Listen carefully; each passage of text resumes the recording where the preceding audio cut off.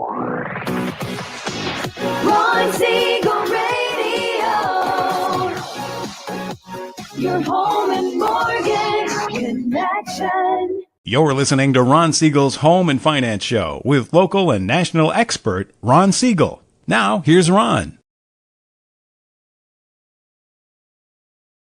And hello again. Welcome to Ron Siegel Radio. This is the show with no real boundaries as we discuss current events, financial markets, politics, sports, even poking fun at the rest of the media. This is the show that connects the dots of confusion delivered by conflicting media reports. We connect the dots so you know the actions you can take, how your family or business can benefit in current events. Most of all, thank you for joining me.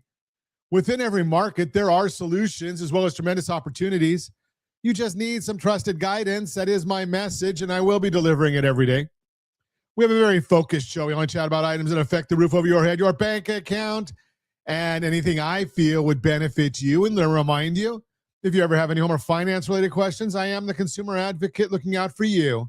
And you can reach out to me directly, 800-306-1990, 800-306-1990, or ronsiegelradio.com.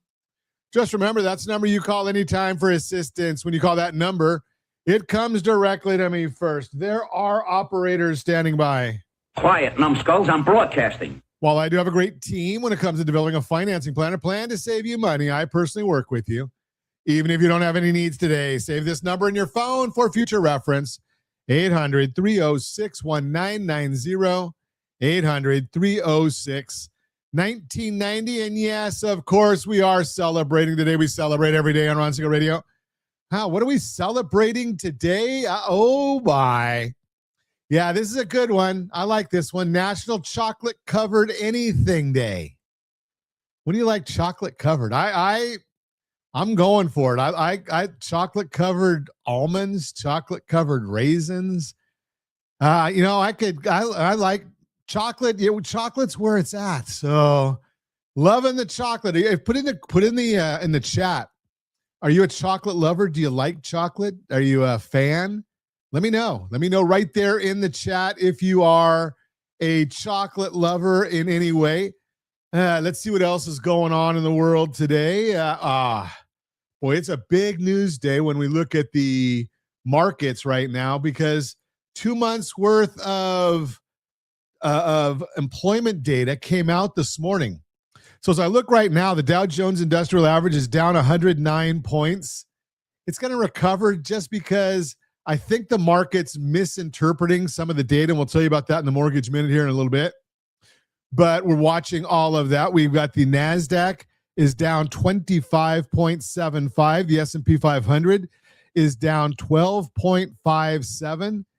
And oil, wow. Oil's down $1.23 a barrel to $55.59 per barrel.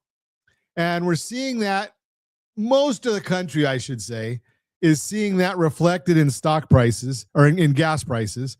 We are in Gavin's, California, so we're still the highest priced gas around. You got to love Gavin, don't you? Because he's bashing the president for wanting to get gas prices down, yet he does everything in his power to keep us as high as possible. And now we see a couple of refineries shutting down. Valero, I saw, was, and I don't know if it's true or not, but it says Valero is going to spend $1 billion to get out of California.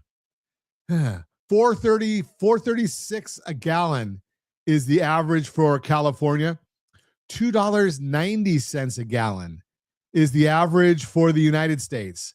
So we're still, they're high twos for most of the country, low fours for California.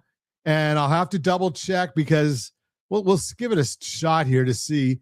Yeah, Washington is still right at $4 even. And we've passed Hawaii. 444 is where Hawaii is. California's at 436.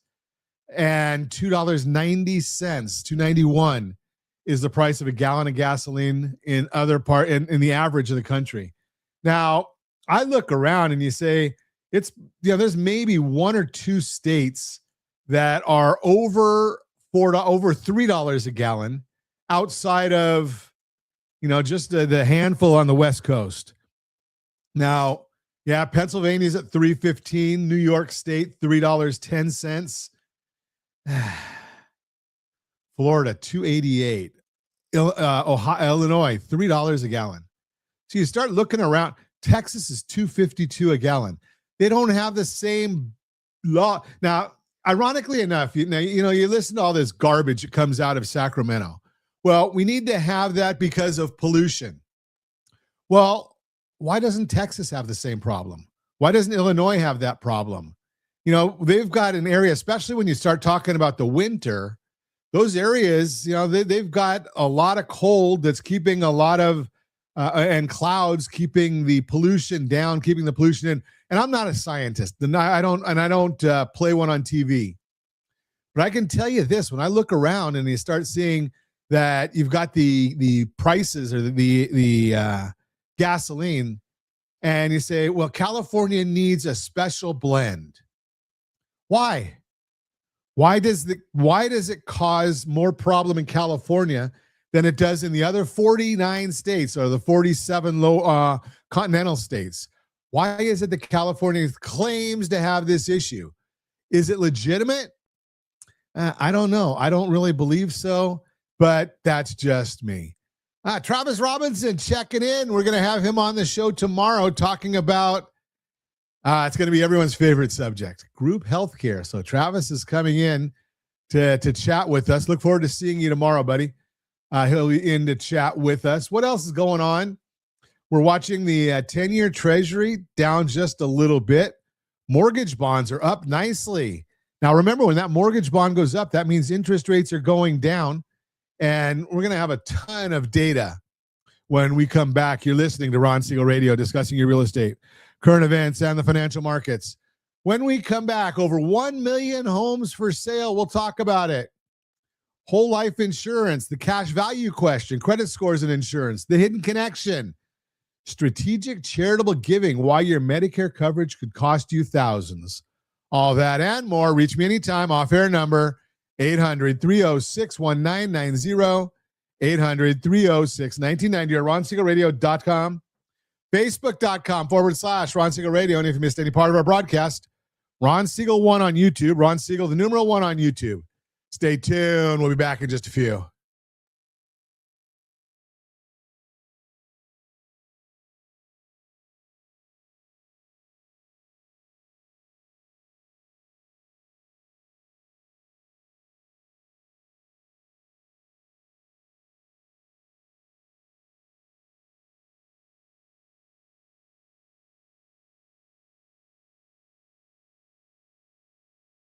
Tremendous opportunities.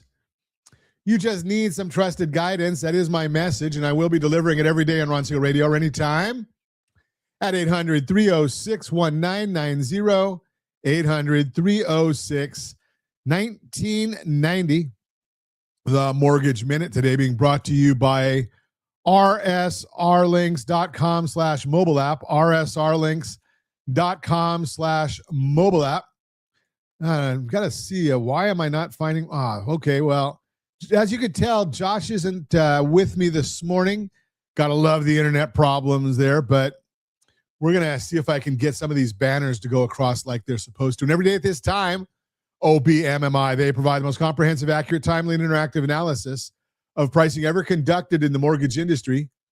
Calculated from actual locked rates with consumers across 35% of all mortgage transactions nationwide. They don't tell us points paid, points received, or the APR.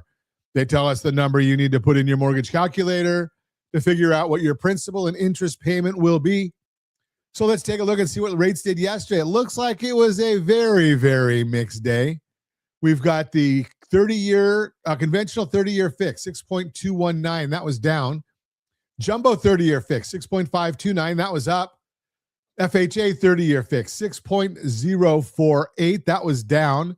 VA 30-year fix, 5.801. That was down. And the USDA 30-year fix, 6.09. And if you want to know what our thoughts are about the market each and every business day morning, as early as the data allows, and yes, because it was a lot of data this morning, I've already got that posted for you, rsrlinks.com/HBOD. Now, what is that? That is our Ron Siegel Radio Community, and you go to rsrlinks.com/HBOD, you can sign up to get the notifications from it. We don't send out a lot, but you can get those notifications, see what we've got on in our thought process for you. And like so many of the things we do at Ron Siegel Radio, it costs you absolutely nothing. rsrlinks.com/HBOD, and I can't find the banner for it, but we will just leave it at that. So what's the markets doing today? Well, we've got the 10-year Treasury, 4.156, down 2 basis points. The mortgage bond now is up 12 basis points. Remember, bond up, prices down. S&P 500 is down 6.56, and oil down $1.24 per barrel. What's driving all this? Because I know that you can get a lot of data when you go right to that super secret website, google.com, but they don't analyze it for you like we do on Ron Siegel Radio. So, Bureau of Labor Statistics, they released their jobs report for both October and November. In October, there was 105,000 jobs lost. Ow! Which was much weaker than expected and heavily influenced by government layoffs where individuals took the buyout and were on payroll until September. The November report showed 64,000 jobs created, which is a little stronger than the 45,000 expected.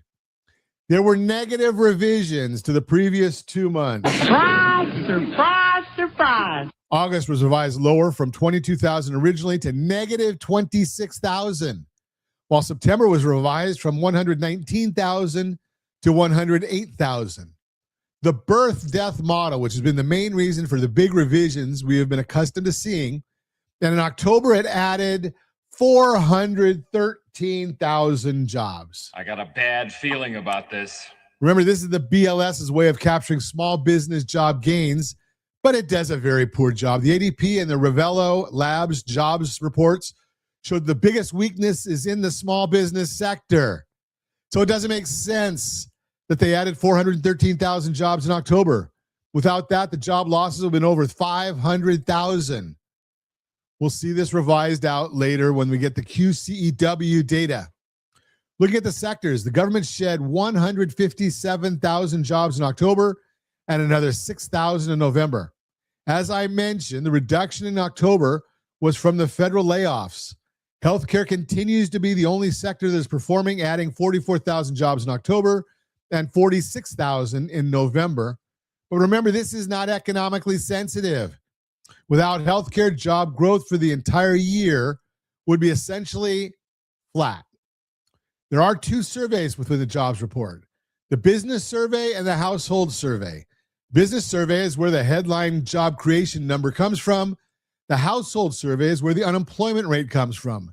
There was no household survey for the October report, only November, due to the shutdown. So what's going on? These are changes from September. Household survey showed that there were 96,000 jobs gained.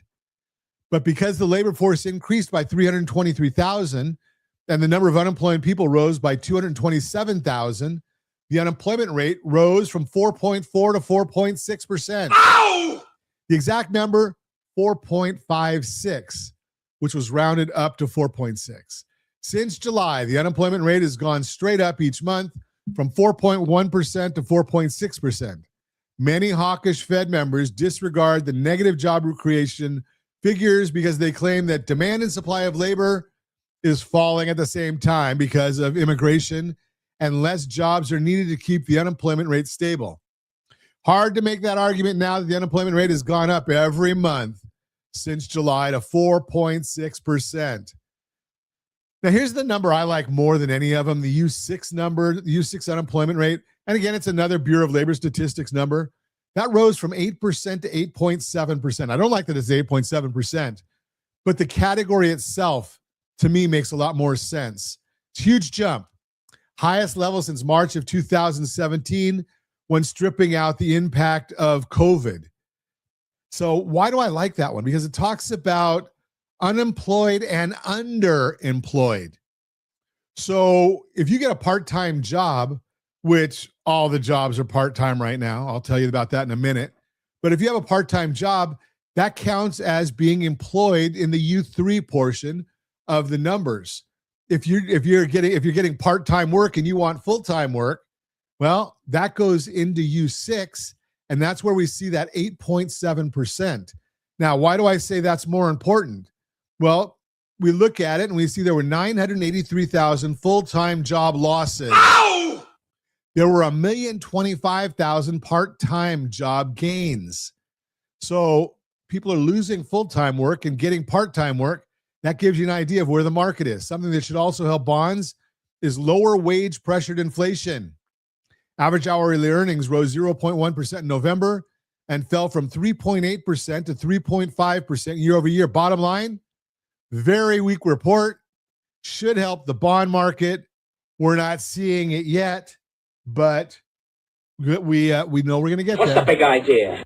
Yeah, we're seeing, like I said, the mortgage bond now is up 10 basis points. It should be higher. We'll see where that goes. Retail sales, which gives a read on the health of the consumer spending, flat in October, weaker than estimates of a 0.1% gain. But since this was October, right after the EV tax credit expired at the end of September, automobile sales had a big impact. When stripping out autos, retail sales rose 0.4%. Now, remember, that's a monthly number. So 0.4% means retail sales, if you were to annualize that, would be 4.8.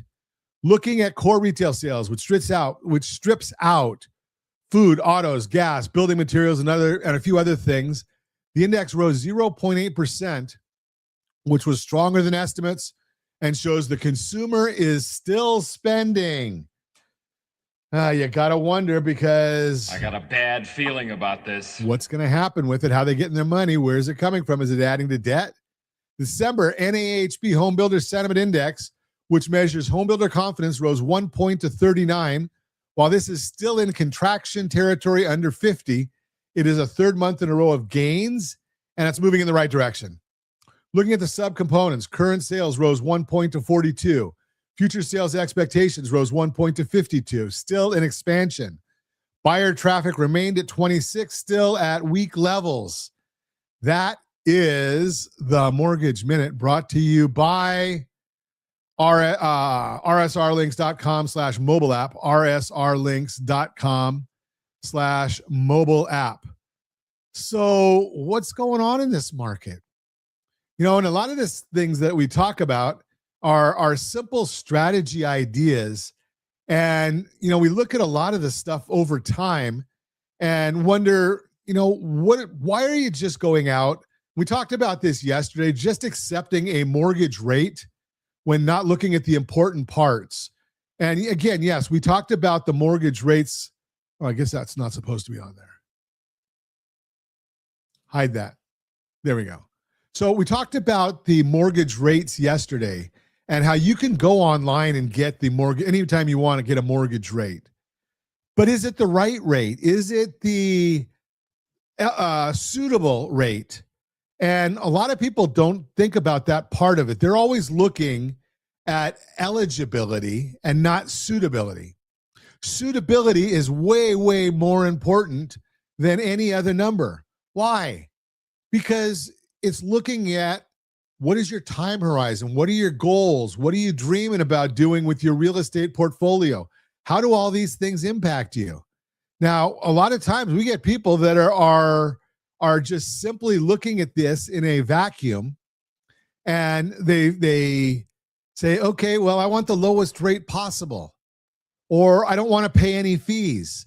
And those are all good, but you got to take them as part of the full package. They're not just operating in a vacuum. We want to make sure we're looking at the whole scenario there. So why do I say that? What do I mean by that? Well, when we're looking at the full package, we're saying, how long are you planning on being in the house? You know, if you're a veteran and you don't want to keep building your real estate portfolio, and you should build your real estate portfolio, but you say, I'm going to only be here for 3 years. Well, calculate that into the rate and say, okay, maybe I want a little bit of a higher rate if you can afford it. And maybe I want to I'll take and have less out-of-pocket expenses.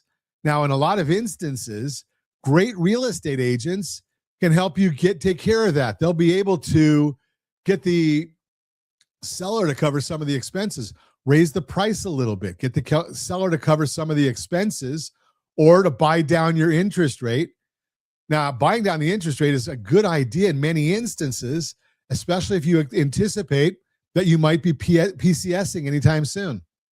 So we'll continue chatting about these things with you. You're listening to Ron Siegel Radio, discussing your real estate, current events, and the financial markets. When we come back, over 1 million homes for sale, credit scores and insurance, the hidden connection. We'll talk about it and why your Medicare coverage could cost you thousands. All that and more. Reach me anytime. Off-air number 800-306-1990, 800-306-1990, or RonSiegelRadio.com. Facebook.com/Ron Siegel Radio. And if you miss any part of our broadcast, Ron Siegel 1 on YouTube. Ron Siegel, the numeral 1 on YouTube. Stay tuned. We'll be back in just a few.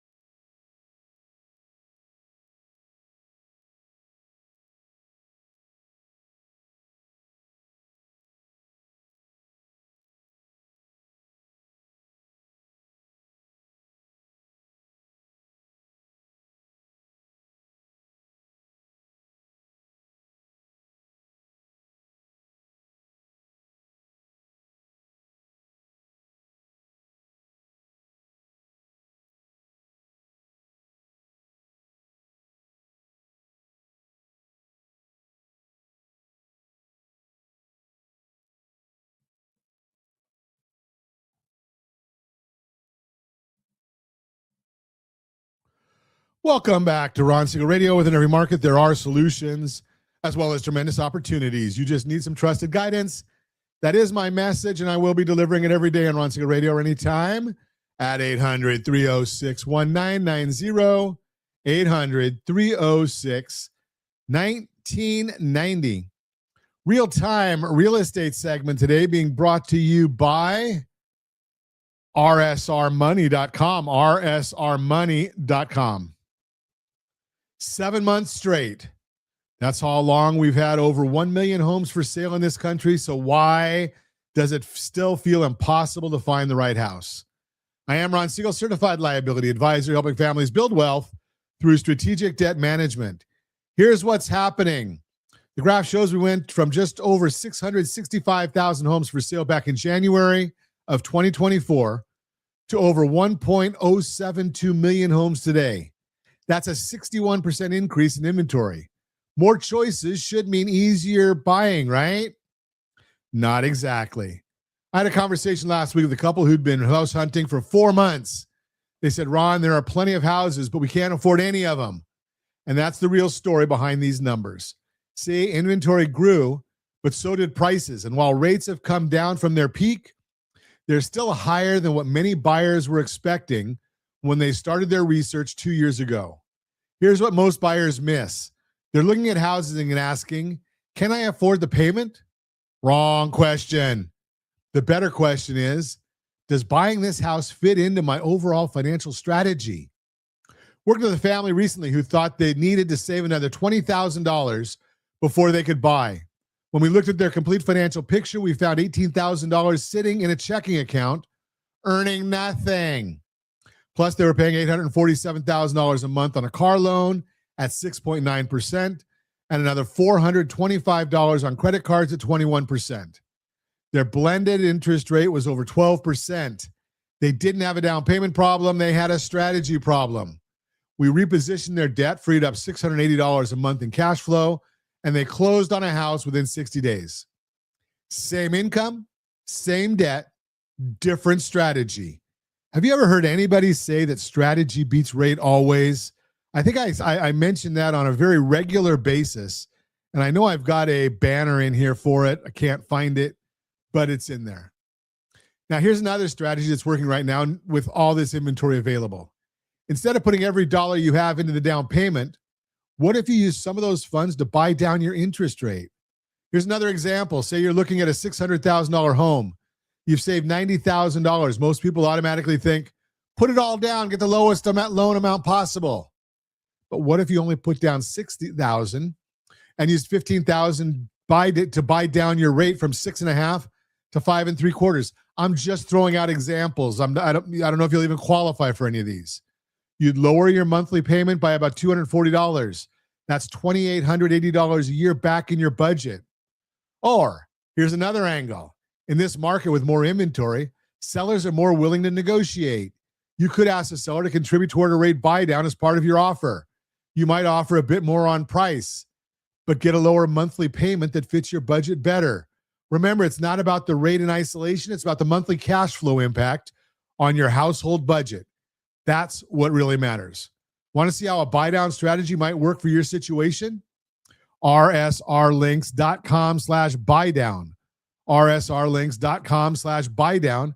And we'll show you the numbers side by side so you can make an informed decision. This is what I mean when I say strategy beats rate always. Right now, with inventory at these levels, buyers actually have negotiating power they haven't had in years, but only if their financial house is in order first. Before you start shopping for houses, get your financial strategy right. Visit rsrlinks.com/keysteps. rsrlinks.com/keysteps. I tell you that every morning that you should be registered at rsrlinks.com/keysteps. You'll find a simple tool where you really stand to see where you really stand, what steps to take before you ever talk to a realtor. It's going to monitor your credit, your identity for identity theft. It's going to help you on budgeting, all right there. And again, free to you. Because here's the truth.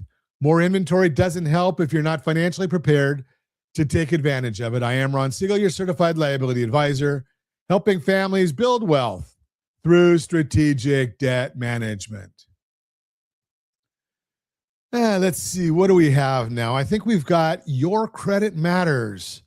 Your Credit Matters brought to you by rsrlinks.com/debt-free. rsrlinks.com/debt-free. Did you know that in most states, your credit score could be costing you hundreds of dollars a year on your car and home insurance? And here's what really gets me. Many people have no idea this is even happening.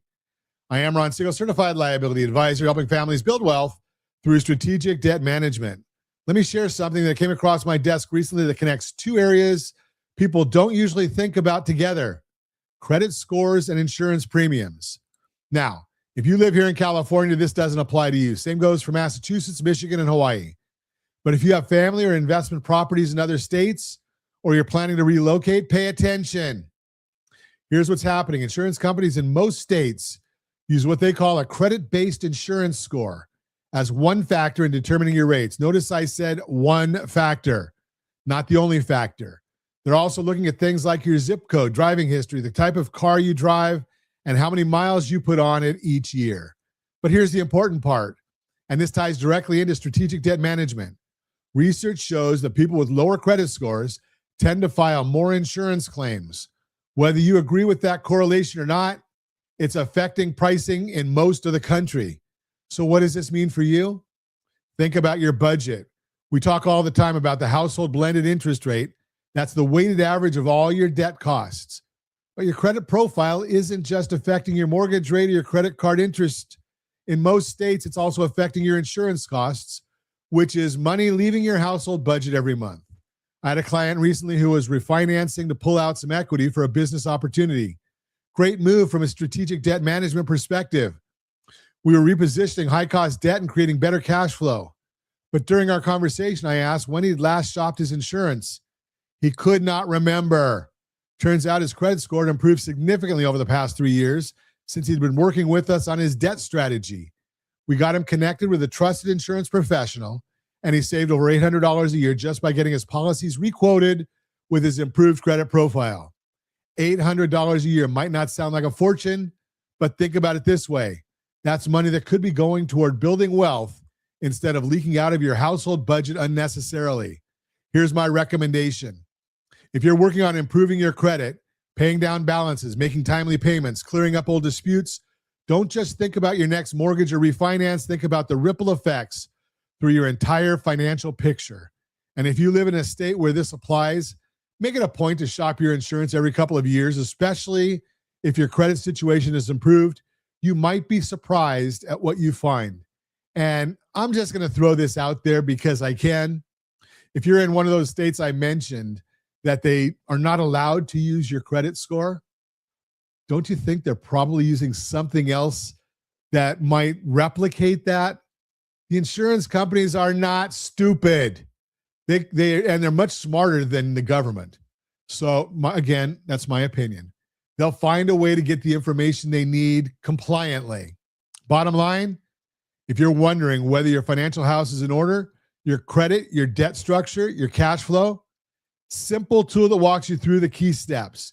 You can grab it at rsrlinks.com/keysteps, rsrlinks.com/keysteps, and find out. I am Ron Siegel, your certified liability advisor, helping families build wealth through strategic debt management. And remember, strategy beats rate always.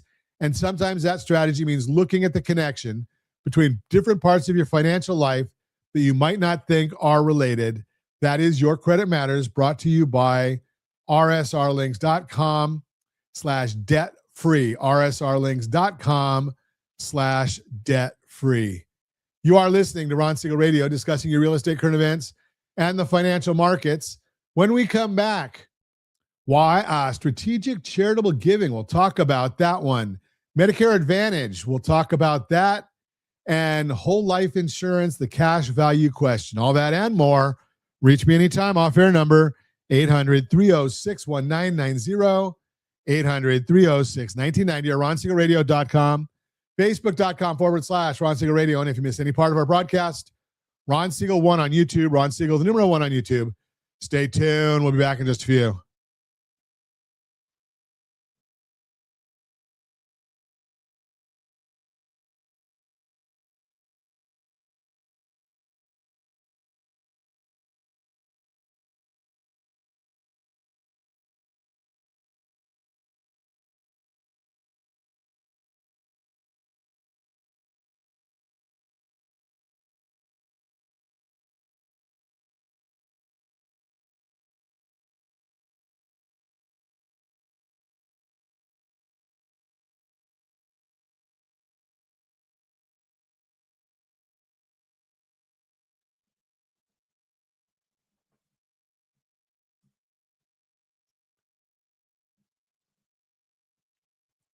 Welcome back to Ron Siegel Radio. Within every market, there are solutions as well as tremendous opportunities. You just need some trusted guidance. That is my message, and I will be delivering it every day on Ron Siegel Radio or anytime at 800-306-1990, 800-306-1990. Your Credit Matters segment today being brought to you by rsrlinks.com/debt-free, rsrlinks.com/debt-free. Here's a question I get all the time. Ron, should I borrow from my whole life insurance policy to pay off debt? And my answer usually surprises people. I am Ron Siegel, certified liability advisor, helping families build wealth through strategic debt management. Let me tell you about a conversation I had. Client came in excited, just discovered his whole life policy had built up to $85,000 in cash value. His insurance agent suggested he could borrow against it tax-free. Sounded perfect, right? Remember, strategy beats rate always. I can't tell you that enough. Strategy beats rate always. Not so fast. Here's what most people don't understand about whole life insurance cash value. Yes, you can borrow against it. Yes, the growth is tax deferred. But here's the thing nobody talks about. When you borrow from your policy, you're paying interest. And where does that interest go? Back into the policy, sure, but you're still making that payment. Now, I'm not against whole life insurance. It has its place in a financial strategy. We talked about it in how to retire on $31,000 a month with no 401k, no IRA, and using your mortgage. So we talked about that. So yes, I do understand insurance, and I believe in it wholeheartedly for the right purposes.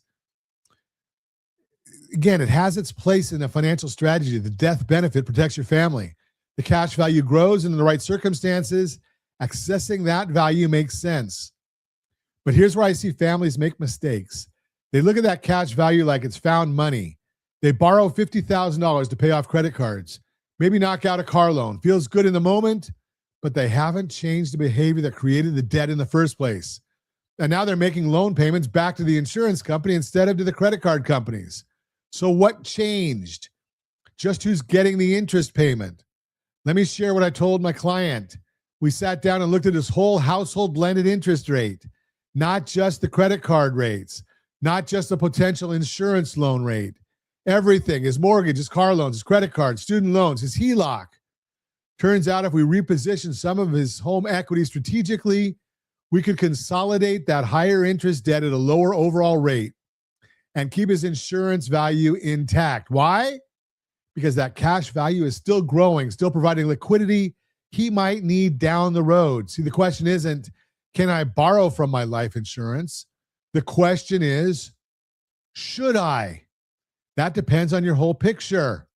Here's another consideration. The article I was reading recently mentioned accessing cash value through loans or withdrawals can reduce both the policy's cash value and the death benefit. That means the protection you bought for your family, it shrinks when you borrow against it. There's also this, if you borrow too much and the policy lapses, you could face a tax bill. That tax-deferred growth you enjoyed, the IRS wants their cut if the policy terminates before you die.